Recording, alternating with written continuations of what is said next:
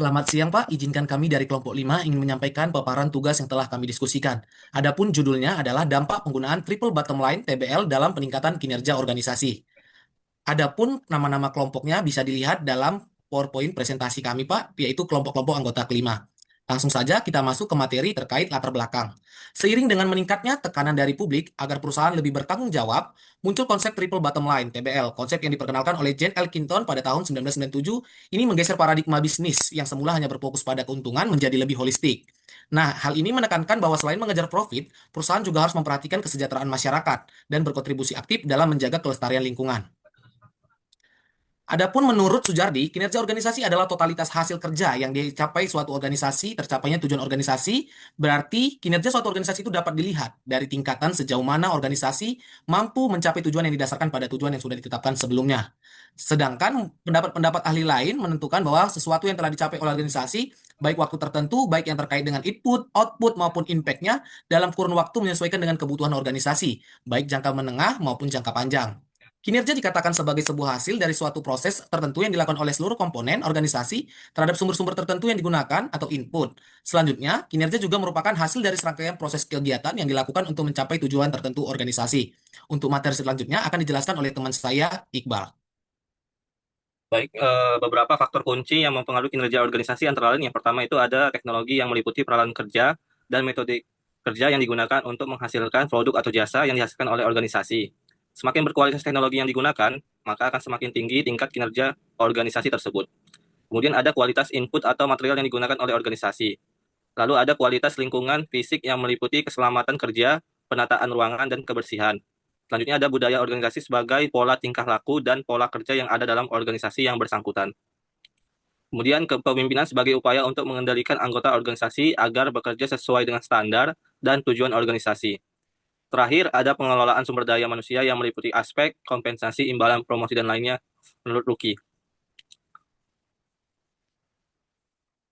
Konsep Triple Bottom Line, TBL. Konsep ini dikembangkan oleh John Elkington pada tahun 1997.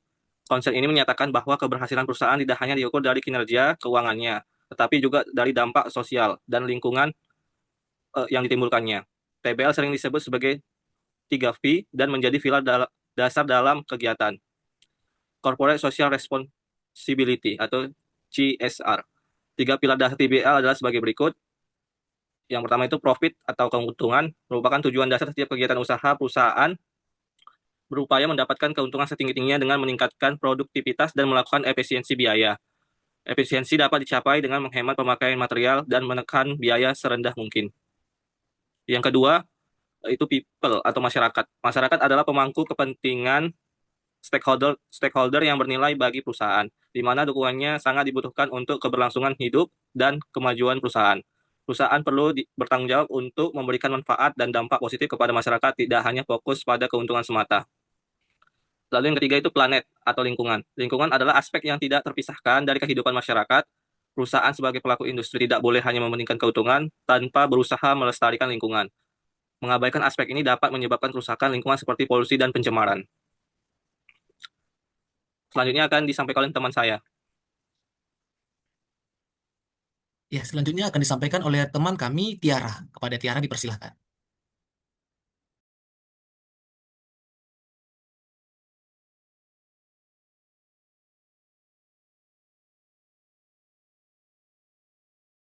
Ya, mungkin terkendala dengan signal, boleh dilanjutkan oleh teman kami, Niswatul Hamidah. Kepada Niswatul dipersilahkan. Baik, mohon izin melanjutkan terkait tujuan dan hubungan triple bottom. Pada gambar di atas menunjukkan komponen utama dalam triple bottom line, yaitu economic, social, environment saling berkaitan agar dapat menciptakan sustainable. TBS sebagai suatu konsep dituntut untuk membuat suatu perusahaan agar sustainability. Maka dari itu, perusahaan itu tidak cukup hanya dengan memperhatikan keuangan atau ekonomi saja, tetapi juga memperhatikan sosial dan lingkungannya, dikarenakan perusahaan memiliki berbagai kewajiban kepada para stakeholder. Adapun tujuan adanya triple bottom line adalah sebagai berikut. Yang pertama, menempatkan upaya pemberdayaan masyarakat dan pelestarian lingkungan pada titik sentral dari keseluruhan strategi perusahaan. Yang kedua, adanya pergeseran paradigma pengelolaan bisnis dari shareholders focus ke stakeholders focus. Yang ketiga, yaitu menjaga kelestarian sosial dan lingkungan untuk generasi masa depan. Triple bottom line di Indonesia sebuah kewajiban pada perseroan terbatas untuk menerapkan TBL melalui Undang-Undang Nomor 40 Pasal 47 Ayat 1 tahun 2007 tentang perseroan terbatas, menjelaskan perseroan yang menjalankan kegiatan usahanya di bidang dan atau berkaitan dengan sumber daya alam, melaksanakan tanggung jawab sosial dan lingkungan. Banyak cara bisa dilakukan perusahaan untuk menerapkan program tanggung jawab sosial dan tetap menjaga keseimbangan triple bottom line. Beberapa contoh perusahaan yang telah menerapkan program tanggung jawab sosial antara lain PT Sampurna, yaitu salah satu perusahaan rokok terbesar menyediakan beasiswa bagi pelajar SD, SMP, SMA maupun mahasiswa. Selain kepada anak-anak pekerja, PT Sampurna juga memberikan beasiswa kepada masyarakat umum. Selain itu, melalui program bimbingan anak Sampurna, perusahaan ini terlibat sebagai sponsor kegiatan-kegiatan konservasi dan pendidikan lingkungan. Yang kedua yaitu PT Toyota Astra Motor menerima predikat sebagai the best in green marketing oleh majalah marketing sebagai perusahaan terbaik dalam mendukung isu-isu kepedulian terhadap lingkungan.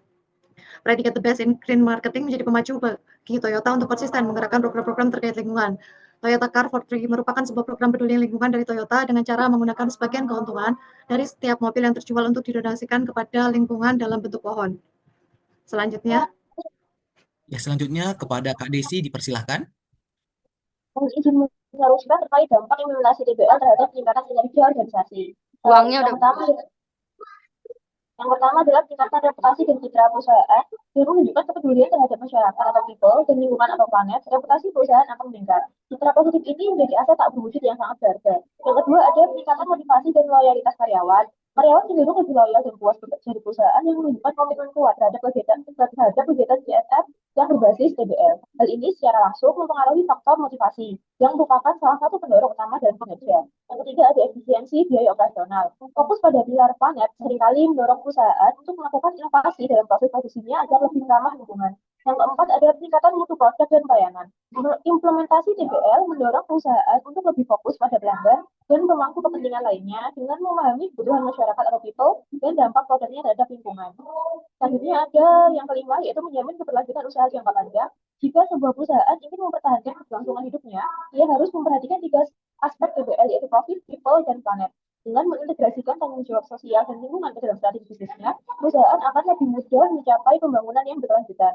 Yang keenam ada kerangka pelaporan yang lebih transparan. Kerangka atau acuan untuk saat ini tidak ada standar yang baku mengenai item-item pengungkapan masalah lingkungan. Namun, beberapa institusi telah mengeluarkan rekomendasi pengungkapan masalah lingkungan, antara lain seperti Dewan Ekonomi dan Sosial Perserikatan Bangsa-Bangsa atau ECOSOC PBB, Ernst Institute of Chartered Accountant in England and Wales, ICAEB, dan Global Reporting Initiative atau GRI. Selanjutnya akan dilanjutkan oleh rekan saya. Ya, baik, akan dijelaskan oleh Kak Hilman, dipersilahkan Kak. Selanjutnya kita masuk ke kesimpulan. Penerapan konsep triple bottom line atau TBL memberikan dampak positif yang signifikan terhadap peningkatan kinerja organisasi. TBL bukan lagi sekedar biaya tambahan untuk kegiatan sosial, melainkan sebuah investasi strategis yang mampu menciptakan nilai jangka panjang. Dengan menyeimbangkan fokus pada profit, people, dan planet, perusahaan dapat meningkatkan reputasi dan citra yang memperkuat posisi pasar, meningkatkan motivasi dan loyalitas karyawan yang mendorong produktivitas, menciptakan efisiensi operasional melalui praktik ramah lingkungan, meningkatkan mutu produk dan layanan yang berfokus pada kebutuhan pemangku kepentingan, menjamin keberlanjutan usaha dengan mengelola risiko sosial dan lingkungan. Integrasi TBL ke dalam strategi bisnis secara holistik mempengaruhi berbagai faktor penentu kinerja, mulai dari sumber daya manusia, budaya organisasi, hingga kepemimpinan. Oleh karena itu, TBL dapat dianggap sebagai kerangka kerja yang komprehensif untuk mencapai kinerja organisasi yang unggul dan berkelanjutan. Baik, demikianlah Pak materi yang telah kami sampaikan terkait dampak penggunaan triple bottom line. Izinkan saya Martin Nenggolan dan seluruh anggota kelompok 5 mengucapkan terima kasih.